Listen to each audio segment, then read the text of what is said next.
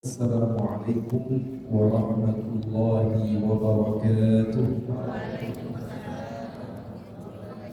Alhamdulillah, nahmaduhu wa nasta'inuhu wa nastaghfiruh wa na'udzu billahi min shururi anfusina wa min sayyiati a'malina. Man yahdihillahu fala mudilla lahu wa man yudlil fala hadiya lahu.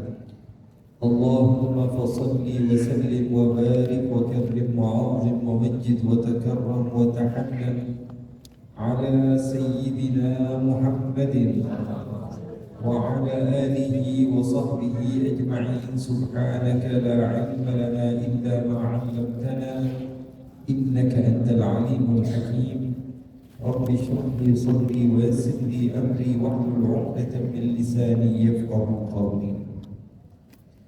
اللهم إني أعوذ بك من علم لا ينفع وعمل لا ينفع وقلب لا يخشع ودعوة لا يستجاب لها. وصل اللهم بجمالك وجلالك على سيدنا محمد وارزقنا كمال المتابعة له ظاهرا وباطنا في عافية وسلامة والحمد لله رب العالمين. Apa kabar ibu-ibu, sehat semuanya? Bapak-bapak, adik sehat semuanya? Alhamdulillah. Alhamdulillah, Allah masih memberikan kepada kita nikmat sehat, nikmat pendengaran, nikmat penglihatan, nikmat Allah Subhanahu wa taala jadikan kita bisa berukhuwah satu sama lain di bawah bendera Islam, dan Allah Subhanahu wa taala mempermudah kita dengan saling cinta mencintai karena Allah Subhanahu wa taala menjadi pegangan kuat kita untuk bisa menggapai surganya Allah Subhanahu wa taala. Sore hari ini adalah hari yang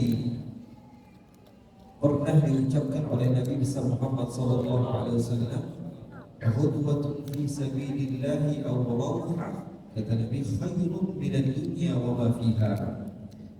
Waktu di pagi hari atau waktu di sore hari ketika digunakan untuk Allah dan Rasulnya, maka itu lebih baik dari dunia dan seisinya. Makanya kita bangga, bahagia ketika komunitas kita muslim.com bersama-sama kita berusaha untuk menjadikan diri kita menggapai pahala yang besar di sisi Allah. Waktu yang sebenarnya sebentar, ya, waktu zuhur, waktu asar, tiba-tiba sudah maghrib. Kalau kita lakukan untuk hal-hal yang tidak manfaat, biasanya cepat sekali waktunya. Tapi kalau untuk hal-hal yang baik ini biasanya berkah, lama banget jadi waktunya. Tapi kalau untuk hal-hal yang tidak manfaat, sepertinya cepat sekali waktunya, itu berlalunya cepat. Dan ini kesempatan dari Allah untuk kita semua supaya nanti di akhirat kita mendapatkan pahala. Jadi jangan dikira bahwa sesungguhnya kita ini cuma duduk-duduk saja pada sore hari ini. Kita ini sekarang sedang mengumpulkan pahala supaya kelak di akhirat kita mendapatkan pahala yang besar di sisi Allah Subhanahu wa ta'ala. Karena itu yang kita perlukan, ibu-ibu. Yang kita perlukan ini ngumpulin pahala. Bagaimanapun caranya kita perlu kepada pahala yang banyak supaya menggapai surga. Capek sudah hidup di dunia, udah capek, masa di akhirat capek juga. Hidup di dunia banyak masalah, masa di akhirat tersiksa. Udah, sekarang saya mau fokus ngumpulin pahala. Mumpung Allah memberikan kesempatan kepada saya masih hidup, saya mau menjadikan kehidupan saya ini manfaat bagi umat, khususnya untuk diri saya sendiri. Makanya saya sering bilang sama teman-teman, kalau kamu membantu orang, itu hakikatnya kamu itu sedang membantu dirimu sendiri. Kalau kita menganggap kita membantu diri sendiri, kita nggak pernah sombong dan pahalanya akan melekat. Tapi kalau kita merasa bahwa diri kita membantu orang, pahalanya akan hilang begitu Wah, kan kamu pernah saya bantu. Berarti kamu membantu supaya dibilang kamu adalah orang baik. Padahal ketika kita membantu, hakikatnya kita ini sedang membantu diri kita untuk keluar dari api neraka dan menempati surganya Allah. Kalau kita pintar seperti itu, maka tidak akan ada sifat sombong di dalam hati, maka tidak akan ada sifat takabur, ada sifat ujub. Manusia kan biasanya begitu. Kamu kan belajar sama saya, berarti kamu itu murid saya guru kamu, gak boleh belajar sama orang lain lagi. Kamu harus dengar ucapan saya, segala sesuatu harus saya. Namanya apa? Membatasi orang lain. Kamu kan kerja sama saya, kamu harus begini, begitu. Saya yang membantu kehidupan kamu. Buat apa kamu menceritakan kepada orang lain hal-hal seperti itu yang menjadikan pahala kamu habis begitu saja? Oleh karena itulah, ini kesempatan yang Allah berikan kepada kita. Ada yang mengingatkan kita, artinya memang Allah baik sama kita. Allah utus orang supaya mengingatkan kita. Ini kesempatan ibu-ibu, bapak-bapak, usia kita sudah 20 tahun, 30 tahun, 40 tahun, 50 tahun, 60 tahun, ada yang 70 tahun. Wah, ini udah kesempatan dari Allah Subhanahu wa taala menunjukkan kepada kita bahwa kita ini orang yang dicintai Allah. Udah segini aja umur masih diingetin, masih pengen Allah itu jadikan kita ini pahalanya banyak. Allah gak mau kita masuk surga dengan pahala yang dikit, tapi Allah pengen kita masuk surga dengan pahala yang banyak. Dan semua umat Nabi Muhammad insya Allah masuk surga. Semua kita insya Allah yang kumpul sore hari ini insya Allah masuk surga. Yang rajin ibadah ataupun yang rajin maksiat, mudah-mudahan kita semua yang ada pada sore hari ini insya Allah masuk surga semua. Karena itu harapan Nabi Muhammad. Nabi Muhammad berharap semua umatnya masuk surga. Kita jangan jadi musuhnya Nabi Muhammad. Umatnya Nabi Muhammad dibilang, wah yang ini sesat, yang ini gak baik, wah ini gak benar, wah ini yang salah, wah ini ahli neraka, wah ini ya. Justru kita yang mendekatkan mereka. Kalau mereka salah, tunjukkan kepada mereka mana yang benar. Jangan malah yang menjadi hakim dan menyalahkan orang lain. Manusia begitu, kita ini semuanya tempatnya salah. Kita ini tempatnya salah, semua kita tanpa terkecuali. Siapapun kita semua yang materi sekarang yang mendengar saya, semua kita ini punya kesalahan. Semua kita ini punya kesalahan, bodoh, banyak kekurangan. Tapi terkadang memang Allah belum tampakkan. Yang ditampakkan teman kita duluan. Dia orang yang jahat misalnya ditampakkan aibnya di hadapan manusia. Kalau saja aib kita ditampakkan oleh Allah, tentu semua orang bakal menjauh juga dari kita. Sama aja. Setiap di antara kita ini punya kesalahan, punya kekurangan. Hanya saja porsinya beda-beda. Hanya saja ya, nasibnya berbeda-beda. Ada yang Allah Subhanahu wa taala ya, buka aibnya sehingga dia terhina, tercela, dan hatinya tersentuh kembali kepada Allah. Allah hapus dosanya.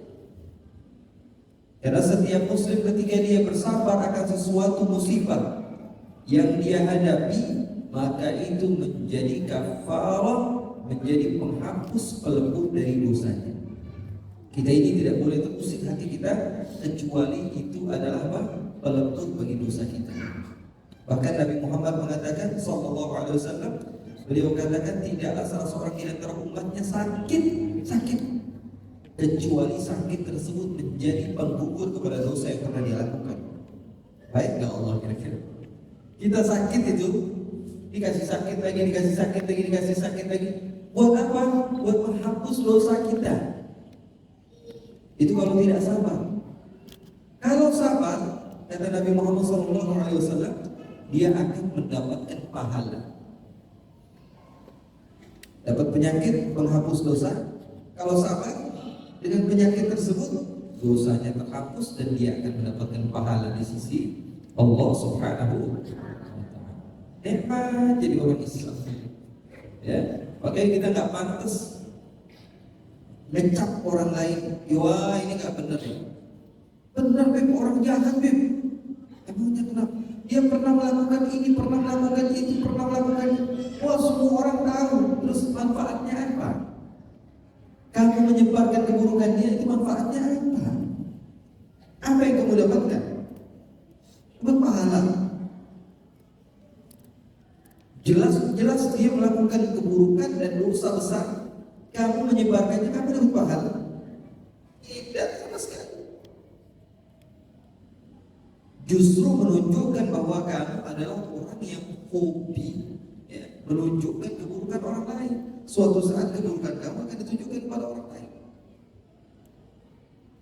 Oleh karena itu, siapapun manusia ketika dia melakukan kesalahan, Allah Subhanahu wa Ta'ala yang berhak untuk mengatakan ini orang salah atau orang benar. Kita nggak berhak. Ya sering sekali saya ulang-ulangi terus supaya apa? Supaya hati kita bersih. Hati kita ini kotor. Hati kita ini kotor.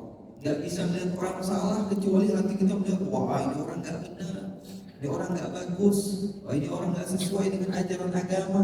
Akhirnya ada kebencian. Kalau sudah ada kebencian di dalam hati, ada kerusakan di dalam hati, menjadikan kita jauh dari Allah. Wa inna mu'adabu bin nasi bin rabbin rahim qalbun qasi. Sesungguhnya hati yang paling jauh dari Allah adalah hati yang sudah keras. Kenapa bisa jadi keras? Karena selalu memandang orang lain dengan pandangan yang buruk. Sekali lagi saya katakan, kalaupun orang itu betul-betul jelas-jelasan 1000% bersalah, manfaatnya kamu menjelekkan dia apa? Manfaatnya kamu memburukkan dia apa? Manfaatnya kamu komentar yang tidak baik tentang dia apa? Apakah kamu mendapatkan uang, mendapat harta, bertambah umur 1 hari, 2 hari, 1 tahun, 2 tahun? Tidak sama sekali, nothing, kosong, tidak ada apa-apa. Terus bagaimana caranya kalau ada yang bermaksiat? Man ra'a minkum munkaran falyughayyirhu biyadihi. Kata Nabi Muhammad, kalau melihat kemungkaran, apa yang dilakukan oleh seorang muslim, rubahnya dengan tangan. Maksudnya bagaimana? Pukul.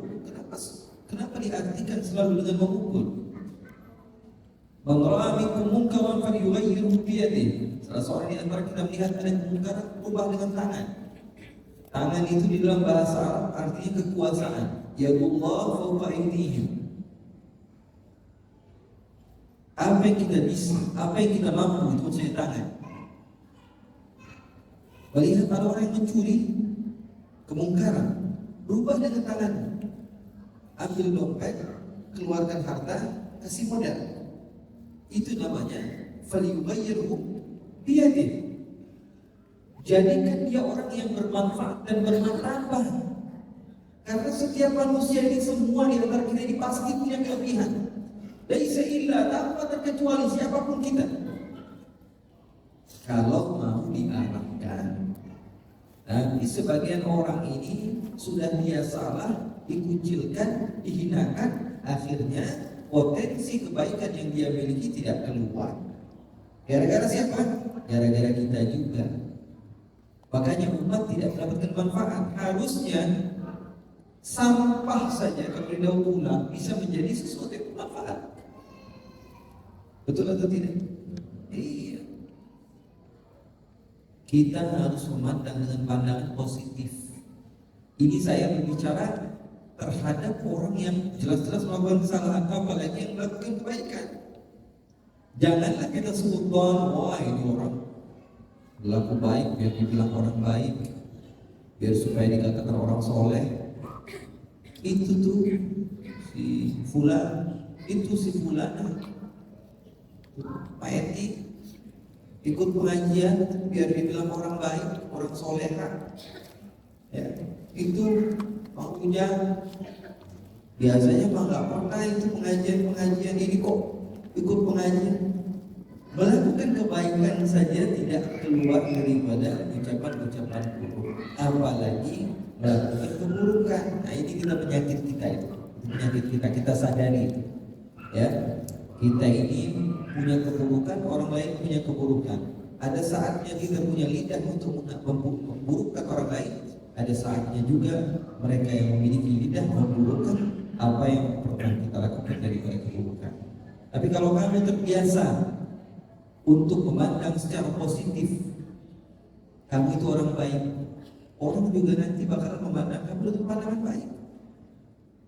Biasa kalau melihat orang salah, dicari jalan keluar. Kamu habis ngapain? Habis mencuri, tapi saya nggak tahu ini. Saya memang perlu uang ini. Sudah, kamu ikut saya. Saya tunjukkan teman saya. Saya nggak punya harta, saya nggak punya apa-apa, tapi saya punya teman. Mungkin dia bisa ngasih kerja sama kamu. Ayo coba kamu buktikan. Tapi didoktrin dengan doktrin yang baik. Tapi kamu perlu buktikan. Jangan kamu memandang diri kamu adalah orang yang kerdil, orang yang hina. Kamu itu punya potensi untuk jadi orang baik. Kamu. Kadang orang yang sudah jatuh seperti itu dinaikkan, semangatnya semakin kuat. Kalau orang yang sudah terbiasa bekerja, mungkin semangatnya biasa-biasa saja. Tapi ketika orang yang sudah banyak menjatuhkan, kemudian kamu tinggikan dia, kamu naikkan dia ingin membuktikan kepada orang lain. Bisa jadi orang ini lebih berhasil dibanding orang yang betul-betul ya sebelumnya sudah memiliki pekerjaan. Kalau orang-orang yang salah seperti itu kamu pandang dengan pandangan yang positif, apalagi orang baik. Suatu saat ketika kamu salah, dan itu pasti terjadi, orang akan melihat bahwa itu orang baik itu. Ya, itu orang baik. Kalaupun dia terjatuh, ya namanya manusia yang bukan salah. Tapi kalau kamu terbiasa memburukkan orang lain, ya hidup kamu tidak akan menjadi nyaman. Kamu melakukan kesalahan sedikit saja tergelincir, akhirnya mulai lisan-lisan orang banyak. Wah, dia memang orang jahat, ngomong doang, belagu, ngomong begini, ngomong begitu, padahal dia sendiri begini, begitu, begini. Di kesempatan emas bagi sebagian orang yang sudah terbiasa diomongin seperti itu.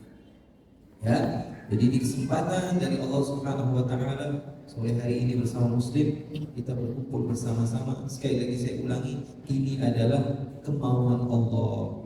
Allah pengen kita jadi orang baik. Allah pengen hati kita bersih. Allah pengen kita dikumpulkan dengan ulama-ulama. Ya, Allah pengen dijadikan kita termasuk orang-orang yang saling cinta mencintai karena Allah, sehingga kita menghadap Allah dalam keadaan bersih dan suci. Udah berapa banyak dosa yang kita lakukan? Udah gak dihitung. Kalau sehari saja kita melakukan satu dosa, mustahil satu dosa satu.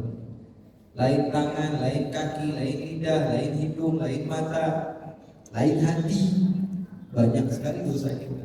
Tapi orang sendiri sok suci, sehingga ketika melihat orang lain melakukan kesalahan, orang ini nggak benar, ini orang, padahal kita lupa. Ya, kita lupa diri kita ini semuanya adalah kesalahan. Ini saya ingin menjadikan ini sebagai muhasabah kita, supaya kita ingat bahwa sesungguhnya kita ini adalah manusia yang lemah, susah. Masih bisa membedain mana duit 100.000 sama 2.000, betul atau tidak? Nah, kita ini susah. Kita masih cinta kepada dunia. Kalau kita sudah tidak ada lagi rasa cinta kepada dunia dan hanya keinginan kita hanya Allah Subhanahu wa taala, baru kita adalah orang yang berlepas tangan dan tidak apa-apa. Ya.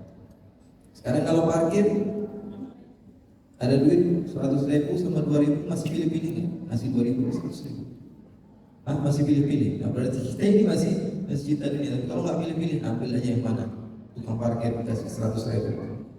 Nah, ini baru orang yang sudah betul-betul sudah lupa kepada dunianya. Yang dia inginkan hanyalah Allah Subhanahu wa taala. Ma'asyiral hadirin hadirat yang dimuliakan oleh Allah Subhanahu wa taala. Oleh karena itu, ya, kita mencoba berusaha. Ya. Di sore hari ini kita berusaha ya, perlahan-lahan sedikit demi sedikit obatin hati. Habib Ali, saya pengen menang hati saya, obati hati kamu. Dengan apa? Dengan cara tidak berburuk sangka kepada orang lain. Enak gitu. Enak banget ini. Kalau setiap melihat orang, wah ini orang baik, ini orang baik, ini orang baik, ini orang baik, ini orang baik, ini orang baik, ini orang baik. Kita akan berteman sama siapa saja boleh. Bersahabat pilih-pilih. Takut kita ngikut-ngikut mula. Betul atau tidak? Ya, seperti yang saya katakan, guru yang kamu jadikan petuahnya, kamu ambil. Bagusnya satu, Supaya apa? Supaya jalan kamu lurus. Tapi kalau untuk mengambil keberkahan, nasihat, ambil dari semua orang, tidak masalah. Justru bagus seperti itu. Karena terkadang obatnya yang cocoknya dari orang ini yang tidak dimiliki oleh orang lain. Ya, tapi kalau semuanya ngatur kamu, error. Akhirnya apa? Error. Justru malah menjadi orang gak benar. Karena yang satu bilang begini, yang satu bilangnya begitu, yang satu bilangnya begini, yang satu bilangnya begitu. Akhirnya berantakan kehidupannya. Ya, serupa seperti sahabat dan teman. Kita berteman sama siapapun boleh. Saya sering bilang siapapun berteman kepada mereka tidak masalah. Orang yang jahat, orang yang baik akan memberikan manfaat kepadamu. Orang yang jahat akan memberikan pengalaman. Teman kita yang baik memberikan manfaat. Teman kita yang jahat ngasih kita pengalaman. Oh, berarti ada manusia seperti ini. Oh, berarti kalau orang seperti ini jangan begini. Kalau orangnya seperti ini jangan begitu. Ya, jadi dengan kita berteman dengan dia kita. Setelah kita pilih-pilih baru ada sebagian di antara mereka yang pantas untuk menjadi sahabat kita. Ya, jadi mudah-mudahan barokah, mudah-mudahan manfaat. Setelah ini masih ada kajian Ustaz Hikman, Masya Allah. Ya, mudah-mudahan kita bisa terus jangan kemana-mana, kita dengarkan bareng-bareng, mudah-mudahan bisa mengobati hati kita. Ya, karena yang dipandang oleh Allah itu hati.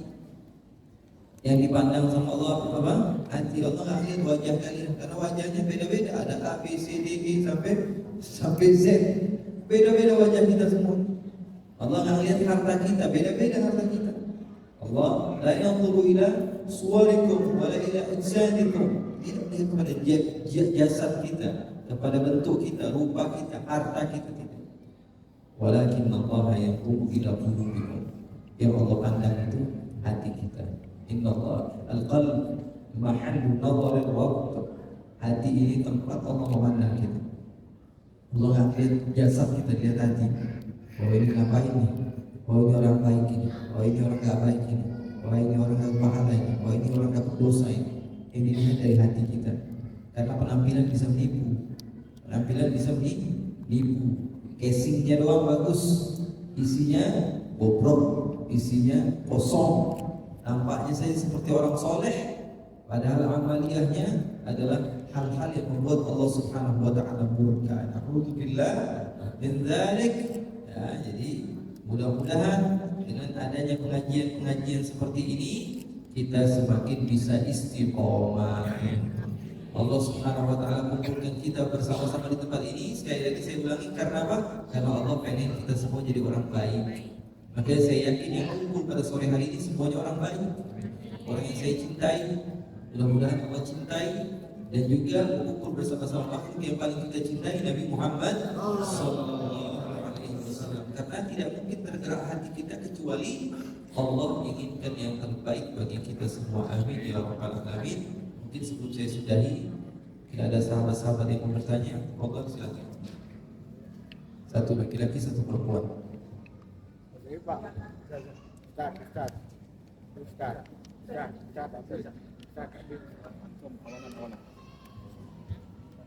Assalamualaikum warahmatullahi wabarakatuh.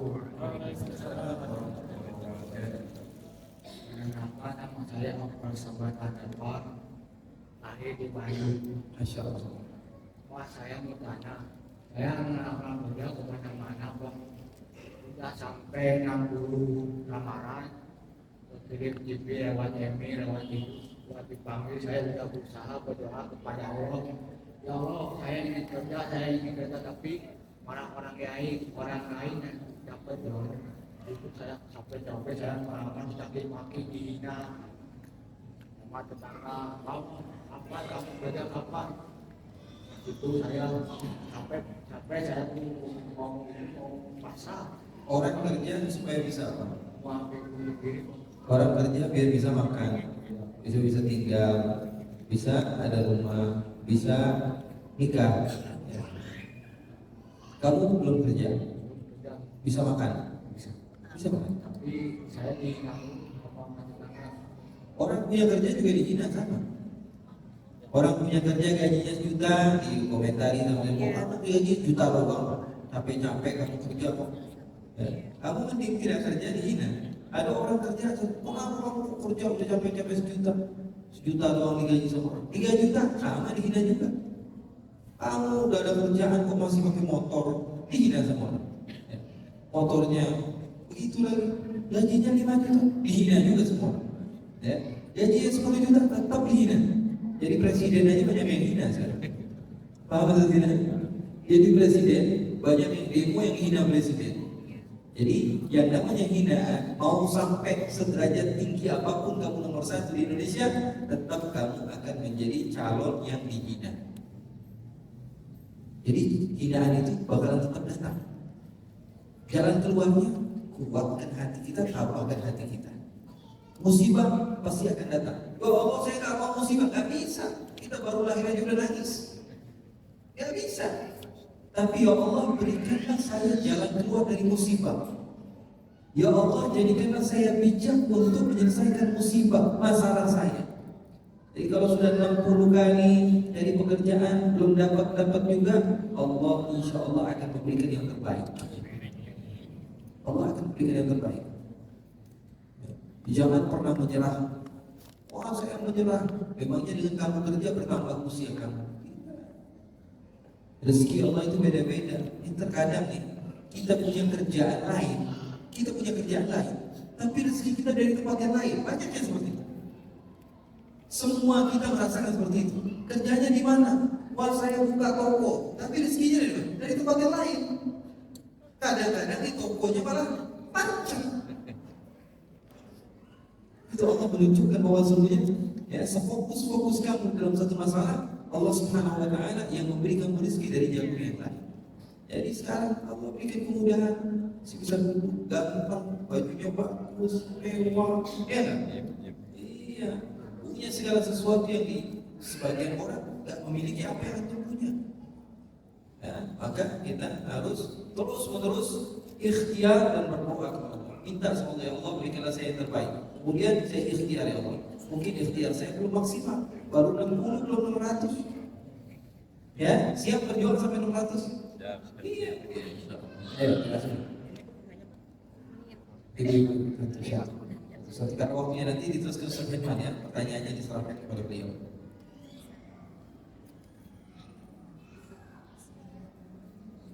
Sudah datang, Ustaz. Sudah datang.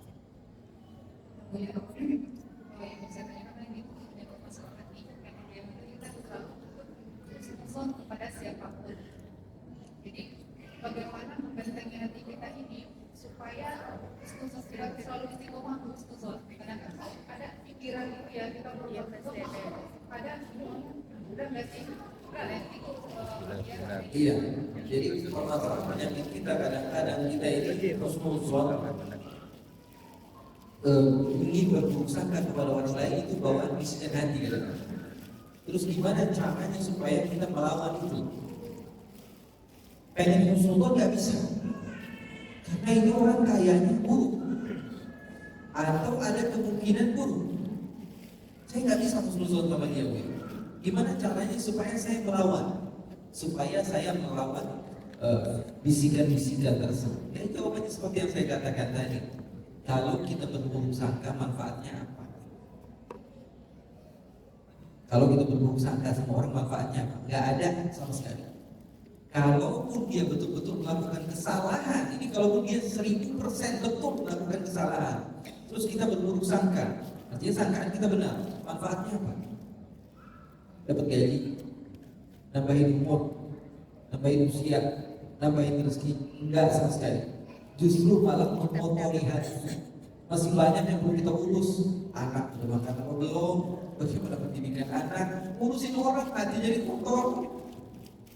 Kita ini kalau ngurusin orang salah, hati kita ini lama-lama kotor. Benar.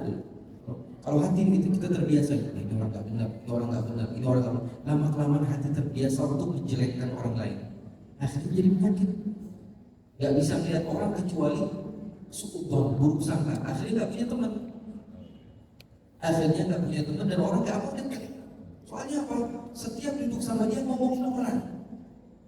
Wah, ini teman saya kalau duduk sama dia ngomongin orang, buruk sangka sama orang lain. Bisa jadi suatu saat kalau dia lagi duduk sama orang lain yang diomongin saya mendingan jauh dari dia. Karena dia sudah terbiasa ngomongin orang lain. Jadi kalau kamu berteman dengan orang yang biasa curhat kepada kamu tentang keburukan orang lain, siap-siap aja. Suatu saat keburukan kamu akan diomongin juga ke orang lain. Jadi hati kita semakin kotor. Kenapa? Urusin urusan orang. Maka jawabannya, semoga aja. Hati bakalan tenang, semoga. Itu bisikin terus kepada kita bahwa saya ngapain sih sebetulnya dapat pahala enggak, dapat ini kan. Orang yang berburuk sangka nggak dapat apa-apa. Kalau salah sangkanya dapat dosa ya, berburuk sangka. Orang yang kalau berbaik sangka, kalaupun salah sangkanya itu dapat pahala. Enak aja dengan berbaik sangka.